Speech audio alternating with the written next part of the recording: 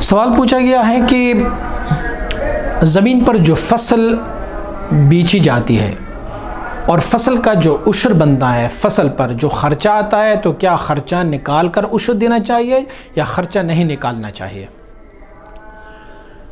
خرچے سے آپ کا مراد کیا ہوگا؟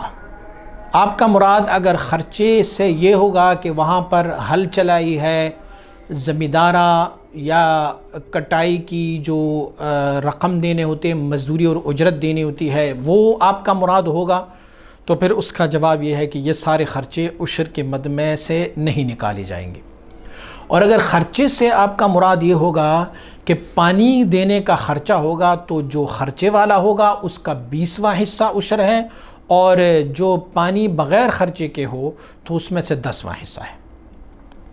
اگر آپ کا مراد یہ ہے کہ میں نے فصل کاشت کیا ہے، تو کاشت کرنے سے پہلے ہم نے اس میں ہل چلائی ہے، پھر اس میں سے ہم نے بیج بویا ہے، بیج کے بعد پھر ہم نے اس میں کھاد ڈالی ہے، پھر اس کو پانی لگانے کے لیے مزدور رکھا ہوا ہے، اس کی کٹائی، اس کی تریشر، اس کو وہاں سے گھر تک لانا، یہ سارے خرچے ہیں، تو شریعت مطہرہ ان سارے خرچوں کو اس میں ہی انکلوڈ کر دیتے ہیں۔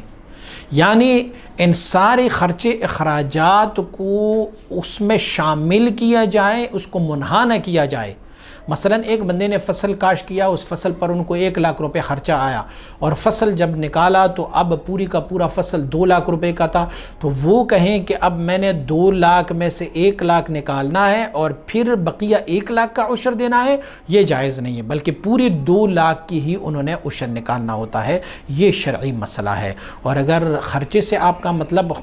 پانی کا خرچہ ہے، تو پانی کے خرچے کا یہ حکم ہے کہ اگر پانی آپ کو بجلی سے استعمال کرتے ہیں جس پہ بل آتا ہے، یا پھر آپ نہری نظام میں سے لیتے ہیں کہ ان کا یہ کام ہو کہ اس میں سے آپ سے پیسے لیے جاتے ہیں، یا ٹیوب ویل وغیرہ سے لیتے ہو، تو پھر اگر اس پر خرچہ آتا ہو تو اس کا 20واں حصہ ہے، اور جس پر خرچہ نہ آتا ہو تو پھر اس کو پانی آپ لگائیں گے تو اس میں آپ نے 10واں حصہ عشر کا دینا ہوتا ہے۔